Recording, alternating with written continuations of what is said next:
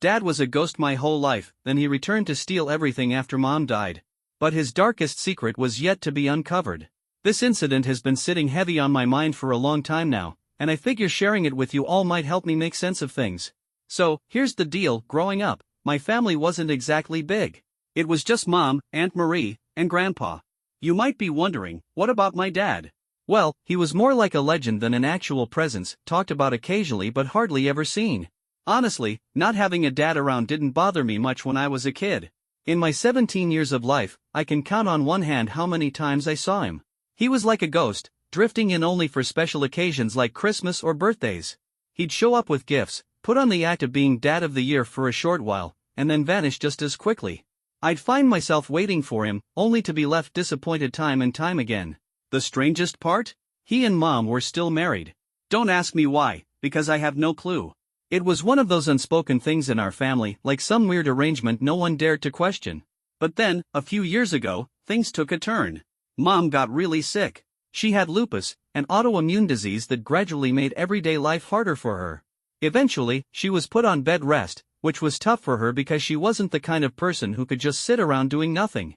Aunt Marie stepped up and took over the family business, while Grandpa, Mom's dad, moved in to help keep things in order. Grandpa was a retired lawyer, the kind of man who always had everything under control. Between the three of us, we found a way to manage. Aunt Marie balanced work and caregiving, while Grandpa and I took care of the house. Then, out of nowhere, Dad started showing up more often. He'd tell Aunt Marie and Grandpa to take a break, insisting he'd handle things. Not that they trusted him, they barely tolerated the guy, but they didn't make a fuss and just kept doing their part quietly. At first, I thought the whole situation was strange, but part of me wondered if maybe I was being too harsh. Maybe he was genuinely trying to make up for lost time. Besides helping with Mom, he also made an effort to connect with me. We'd talk more, and on a few occasions, he even apologized for never being around. He told me that one day, when I was old enough, he'd explain why he'd been absent. I wasn't ready to forgive him, not yet, but having him there during such a difficult time did make things a little easier. But that sense of comfort didn't last. No matter how much we cared for her, Mom's health kept declining, and in the end, we lost her. The grief hit me like a freight train. Mom was my best friend, my rock, and I couldn't wrap my head around the fact that I'd never get to talk to her again. I also felt bad for Dad. He had been with us almost the entire time but had left for work shortly before she passed. He never got to say goodbye. We let him know when the funeral would be, and to my surprise, he was right on time. He looked devastated, like he truly missed her. Then, during the service, he gave a heartfelt speech about how incredible she was, how he had never met anyone as strong and courageous as her. His words moved people to tears. For a moment, I let myself believe that maybe, just maybe, he had loved her in his own way. I even started questioning whether I had been too quick to judge him. That moment of doubt didn't last long. After the funeral, when everyone had left and the house was eerily quiet, something shifted. The man who had been mourning his wife just hours ago was gone, replaced by someone colder, more detached. Then, out of nowhere, he dropped a bombshell. He informed me that he had made a decision. He would allow me to stay in my home until I turned 18. After that, I was on my own. I just stood there, stunned. Allow me? This was my home, the place where I had grown up, where I had all my memories of Mom. And now, just like that, Dad, who had barely been a part of my life, was taking it away from me. It felt like I was being pushed out of my own life. As if that wasn't enough, he made it clear that he now had full control over everything. I asked him what made him think he had the right to kick me out of my own house, and his answer made my blood run cold. He simply said, "I'm your guardian, and a guardian makes decisions in the best interest of their child." And just like that, it all clicked. This was why he had suddenly started showing up more often. He wasn't trying to reconnect, he was making sure that everything Mom owned would become his after she was gone. Aunt Marie and Grandpa had been right not to trust him. And as if reading my mind, he added that I had been spending too much time with them, and from now on, he wouldn't allow me to see them. Then he laid out more rules I didn't even have the energy to process at that moment. I felt like an idiot forever believing him when he said he cared about Mom and me. After he made it clear that I had until 18 before I was out, things went downhill fast. It was like he was making up for lost time, cramming 17 years of parental control into a few weeks. First, he took my phone. "For your own good," he said, as he installed some creepy parental control app that basically turned it into a useless brick. Suddenly, I couldn't text my friends without him seeing every message. Social media? Forget it. Then came the curfew, 7 p.m., as if that was the new midnight. "It's not safe out there," he'd say, completely ignoring the fact that I'd been managing just fine without him my whole life. Now, I know some of you might be thinking that maybe this was just his way of trying to be a real parent, but let me tell you something, I had never been a troublemaker. I did well in school, rarely went to parties or sleepovers, and always followed mom's rules. This was something else. But the worst part? He started screening my friends. And by screening, I mean interrogating them like they were criminals. One of my best friends almost had a breakdown after he grilled her. He didn't just interrogate my best friend, he grilled her about everything, her parents' jobs, her GPA, even tiny details about her life that had nothing to do with him. Every single day, it felt like another piece of my freedom was slipping away. I couldn't even run to the corner store without giving a full itinerary where I was going, who I'd be with, and exactly when I'd be back. But the breaking point? That came when he announced that he was planning to homeschool me. Yeah, right. More like completely isolating me from the last shred of normalcy I had left. By then, his intentions were crystal clear. Not only had he swooped in to take control of mom's assets, making sure I didn't get a dime, but now he was determined to make my life as miserable as possible while he still had the chance. I was done. I couldn't take it anymore. One night, when he was out, I grabbed my phone and called Camille, one of the few people he hadn't managed to cut me off from. I begged her to get in touch with Aunt Marie. Calling my aunt myself wasn't an option. Dad had erased her number from my phone, from our landline, from every possible place I could think of. And if he even suspected I'd spoken to her, I knew he'd lose it. Camille, bless her, didn't hesitate for even a second. The next day at school, she slipped me a note with Aunt Marie's response. That weekend, while Dad was off on one of his mysterious business errands, Aunt Marie and Grandpa showed up at my doorstep. The look on their faces when I told them everything? I'll never forget it. Anger, shock, and something else, determination. They were furious, but they also had news of their own, something they were sure would get Dad's attention. And let's just say, he had no idea what was coming. But before we could deal with that, there was something more urgent. I had to get out of that house. Fast. So before Dad got back, I packed a bag and left with Aunt Marie. It wasn't easy walking away from the only home I had ever known, from the place where all my memories with Mom lived. But I promised myself this wasn't a permanent goodbye. I would fight for what was mine. The next day, Dad completely lost it. He was calling every relative, knocking on doors, demanding to know where I was. And honestly, I was a little confused. Wasn't this what he wanted? Me out of his house? But clearly, he wasn't done with me yet. On Grandpa's advice, Aunt Marie finally called him and told him we'd meet at a diner near my old home. Predictably, Dad wasn't thrilled. He screamed, ranted, called them names. But somehow, Aunt Marie got through to him, and he agreed. When the day of the meeting arrived, we were more than ready. We spotted him the second we walked in. He was sitting in a booth, looking like he'd been through hell. His usually pristine suit was wrinkled, and deep, dark circles framed his eyes. For the briefest moment, I almost felt sorry for him. Almost. The second he saw me, he snapped. He shot up from his seat, shouting loud enough to turn every head in the diner. His face was red with fury, and I instinctively shrank behind Grandpa. But thank God for Aunt Marie, she shut him down with nothing more than a few words and a look so icy it could freeze fire. It was honestly impressive. She didn't even have to raise her voice, and just like that, Dad sat back down. We slid into the booth, tension so thick it felt suffocating. Dad's eyes kept darting between us, but mostly, they lingered on the thick manila envelope in Grandpa's hands. I could practically see the gears turning in his head as he tried to figure out what was coming. I didn't know either. Aunt Marie and Grandpa hadn't told me anything yet. Then, Grandpa dropped the first bomb. "Your mother knew," he said. I had no idea what he was talking about, but one look at Dad told me he did. He tried to play dumb, but the flicker of panic in his eyes gave him away. He knew exactly what Grandpa meant. Aunt Marie didn't waste any time. She laid it all out. Dad had been stealing from Mom's company. And that wasn't even the worst of it. Before I could fully wrap my head around that betrayal, they hit me with another. He had another family. In Nebraska. Another wife. Maybe even another kid. It was like getting punched in the gut. For years, I had told myself that Dad was just busy, that his job kept him away, that he loved us in his own way but just couldn't be around. But that was a lie. He had a whole other life, one he had actually chosen to be present for. He was capable of loving, of caring, just not for me and Mom. But Grandpa wasn't finished. He pulled a stack of papers from the envelope and explained that Mom had made arrangements before she passed. The house, the business, everything, she had placed it all in a trust. For me. Dad had no legal claim to anything. Aunt Marie was in charge of it all. Dad snatched the documents and flipped through them, his face draining of color.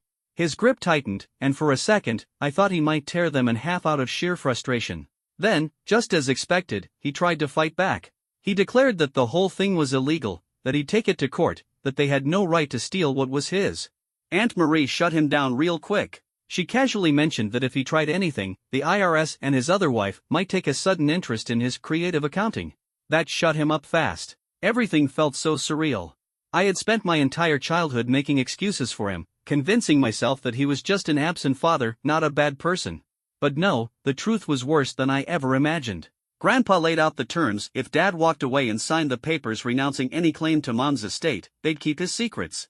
If he fought it, well, let's just say his entire life would come crashing down. He had no real options, and he knew it. But that didn't mean he was going to take it gracefully. Like clockwork, he lashed out. He started shouting, calling Aunt Marie and Grandpa liars, thieves, cheaters. Pretty ironic, coming from him. Grandpa tried to calm him down, reminding him that we were in a public place, but Dad wasn't listening. He ranted and raved, until finally, when his yelling wasn't getting him anywhere, he turned to me. His voice softened, his expression changed. Suddenly, he was the wounded father, the man who had always loved his son and just made some mistakes. He swore he wanted to fix things. He even apologized for everything, the control, the isolation, even for trying to take the house away from me. Then he pulled the lowest move of all: he brought up Mom.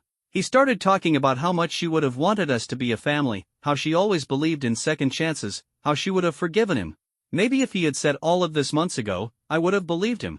But now? After everything? No way. I wasn't about to let him weasel his way out of this. Not this time. A normal, rational person would have thrown in the towel by now. But Dad? Oh no, he just had to drag his other family into this mess. Right in the middle of this awful conversation, he brought them up, telling me that if I didn't help him, they would end up homeless. He knew exactly what he was doing. He was banking on my conscience, counting on the fact that I wouldn't want to punish innocent people for his mistakes. And maybe, once upon a time, that trick would have worked. But not anymore. I wasn't falling for it. I made it crystal clear I had spent years waiting for a father, and when I actually needed one, he was nowhere to be found. Now that I had finally seen him for what he was, I had no use for a manipulative liar trying to wreck what was left of my already broken life. Dad didn't like that. He stormed out, throwing out one final parting shot, something along the lines of, "You'll regret this," or "This isn't over." At the time, I brushed it off, too drained to care. But later, as I replayed his words, something else started nagging at me. His other family.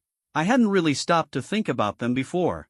But now, the idea that my actions might take away someone else's home, it weighed on me. And the worst part? This was exactly the reaction he had been aiming for. So here I am, laying it all out and asking for advice.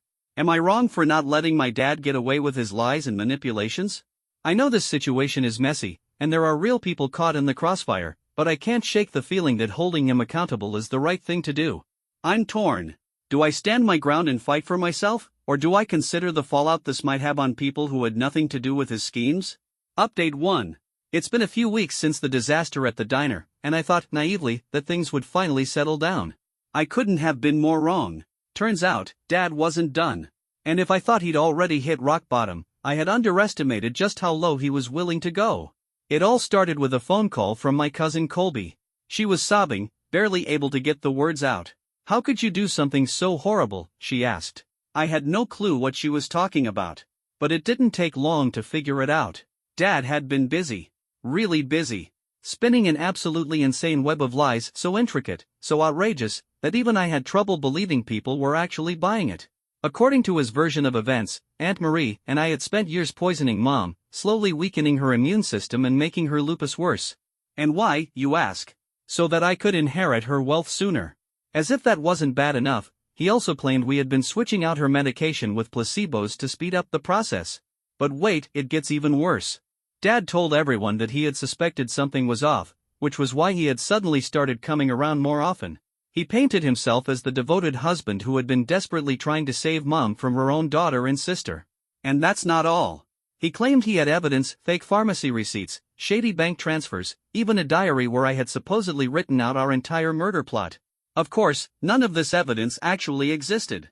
But Dad had always been a good talker, and unfortunately, some people were eating it up. Oh, and Grandpa? He wasn't spared either. Dad told anyone who would listen that Grandpa had been part of the scheme but had been too old and easily manipulated to realize what was really happening. He spun it into this dramatic story about how Aunt Marie had turned Grandpa against him, poisoning his mind just like we had supposedly poisoned Mom. And the lies didn't stop there.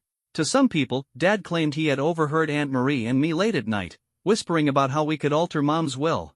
To others, he said he had found mysterious substances in the kitchen that he was sure had been used to poison Mom's food. He didn't stop at family.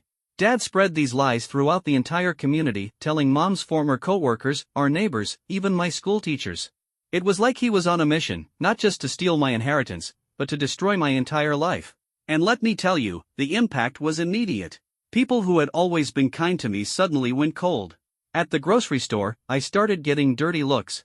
Whispered conversations would go silent the moment I walked by. Parents of kids I had known forever started forbidding them from hanging out with me. And then came the letters. Anonymous, filled with hate, calling me a murderer. My social media? A nightmare. Strangers, people I'd never even met, sending messages telling me exactly what they thought of me. And Aunt Marie and Grandpa? They were getting hit just as hard. Aunt Marie's business took a massive hit as clients pulled out, unwilling to be associated with someone accused of, well, murder. Grandpa, once one of the most respected men in the community, was now being treated like a senile old fool who had been duped into a criminal conspiracy. And the worst part? Some people actually believed it. I get it, I really do. It's a juicy story, the evil daughter, the manipulative aunt, the helpless father trying to save his wife. It's the kind of thing you'd see in a bad soap opera. Except this wasn't fiction. This was my life. And it was unraveling right in front of me. Of course, we fought back. We released statements. We showed people Mom's medical records. Her doctors confirmed, over and over again, that her treatment had been standard and that her decline was simply the natural progression of her illness. But you know how it is.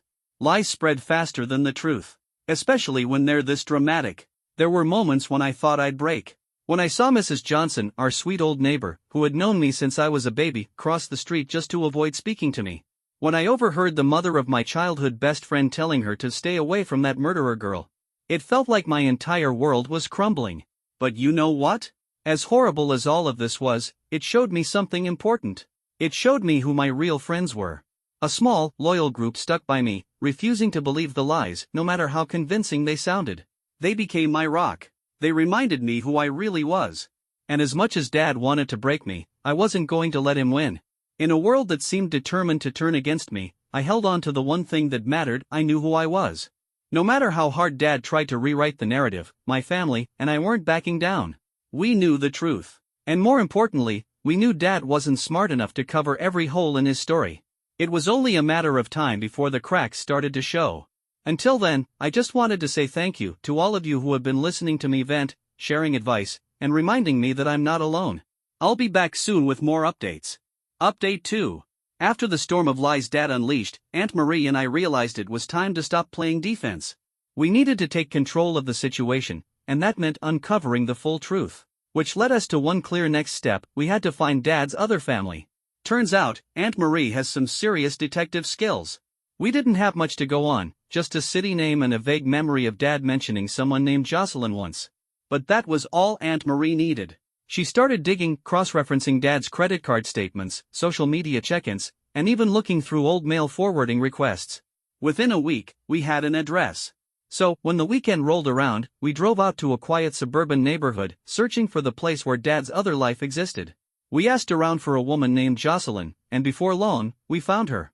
When she opened the door, the confusion on her face was immediate. She had no idea who we were. And when I introduced myself as her partner's son, her first reaction was disbelief. She thought it was some kind of joke. That changed the moment we showed her the proof: photos, legal documents, paper trails that made it impossible to deny. I watched as the realization hit her, as her expression shifted from confusion to shock and then to something else: hurt. We told her we needed to talk. She invited us in, and just like that, the unraveling of Dad's lies truly began. Jocelyn wasn't actually married to Dad. They had been in a relationship for about 15 or 16 years, meaning Dad had been cheating on Mom for my entire life. And then, I met her kids. Kids who, weirdly enough, kind of looked like me. Just another bizarre layer to add to this mess. Sitting in their living room, surrounded by family photos that felt both familiar and foreign, we laid everything out: Mom's illness, Dad's absence, the inheritance battle, and his smear campaign against me and Aunt Marie. Jocelyn was just as stunned as we were. She admitted that she had always had her suspicions about Dad's job. Things never quite added up, financially speaking. But between raising 2 kids and keeping the household running, she had chosen not to dig too deep. As we talked, more puzzle pieces started falling into place. Dad had told Jocelyn he was an international business consultant, which explained why he was gone so often. He even created a fake company website to back up his story. But that wasn't even the worst of it. He had convinced Jocelyn that he was suffering from a chronic illness that required frequent hospital stays. That was how he explained his absences to her.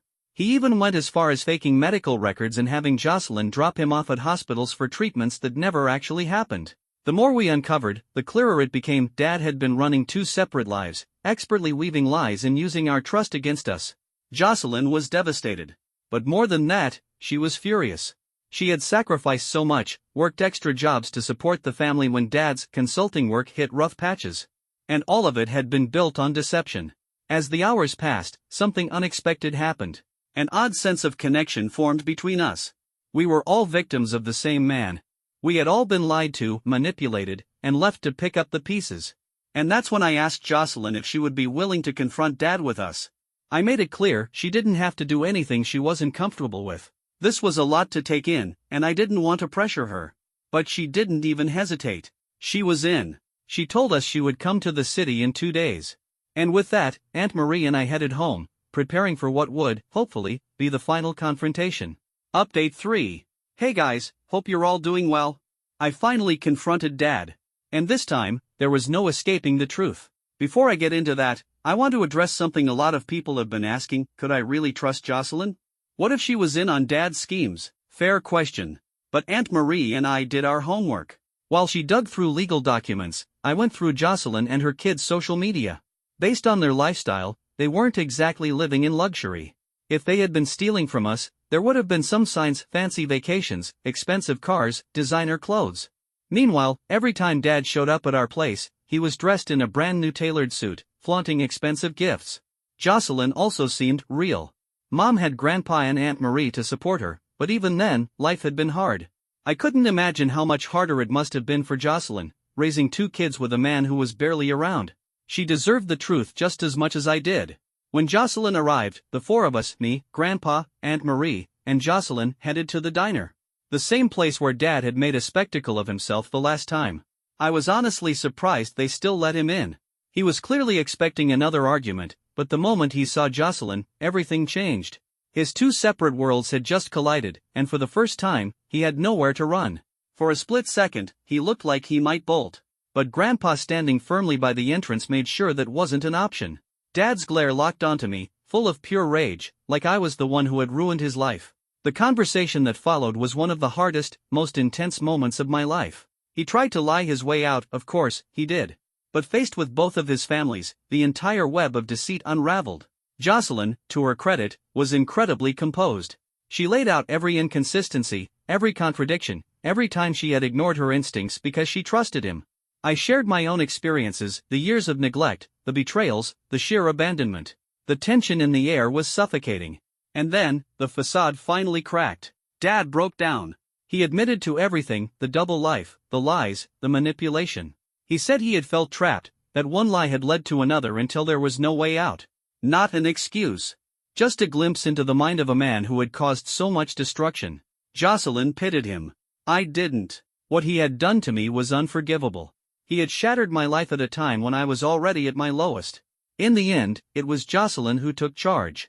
She calmly laid out what was going to happen next. Dad would confess to everything, publicly. That included clearing Aunt Marie and me of all the lies he had spread. He would seek professional help, therapy, counseling, whatever it took to fix the damage he had caused. And most importantly, he would take responsibility for his actions and make amends. If he refused, we'd take him to court. And he knew we had enough to ruin him. As for us, we're taking things one step at a time. Jocelyn and I exchanged numbers, agreeing to stay in touch and support each other through this mess. Aunt Marie is moving in with me, handling the business on her own now. And me? I've started therapy. Because, after everything that's happened, I need to heal. I miss my mom. Every day. And I can't help but wonder if things would have been different if she were still here. But for the first time in a long time, I feel hopeful. Thank you all for your support. It's meant the world to me. Until next time.